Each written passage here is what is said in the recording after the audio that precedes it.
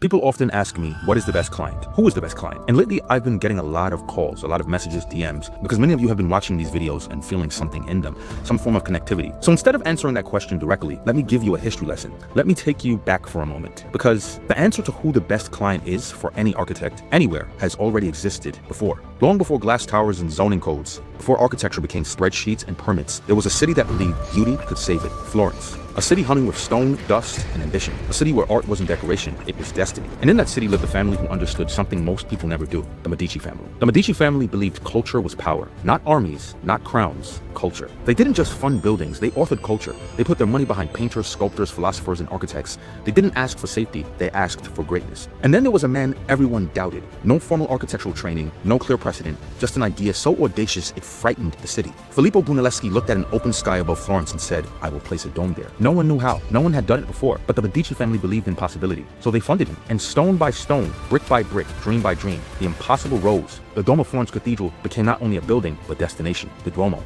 They believed in human potential. That belief didn't stop with one man. It echoed. A young sculptor named Michelangelo would later be shaped under Medici patronage. Painters, thinkers, builders, all pulled into orbit by a family who understood that architecture is where culture becomes permanent. This was the Renaissance. Not a style, not a period, a mindset. A moment when people decided the world should reflect who they were becoming. Now here's the part people don't tell you. The Renaissance didn't happen because of magic.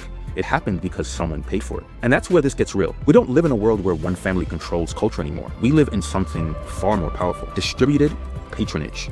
You, me, us. Every person with a career, every family buying land, every group deciding to build something for themselves or their organization. The power didn't disappear, it spread, which means something important. If you don't see your culture represented in the spaces you live in, it's not because it can't exist, it's because it hasn't been commissioned. Architecture doesn't lead culture, it follows belief. The Medici family didn't wait for permission, they hired vision. And today, when people choose to invest in spaces that carry memory, rhythm, ancestry, and future, that same energy returns. That's how culture becomes permanent. Not through trends, not through nostalgia, but through built conviction. So when people ask me what the best client is or who the best client is, I don't think about scale or square footage first or price tags.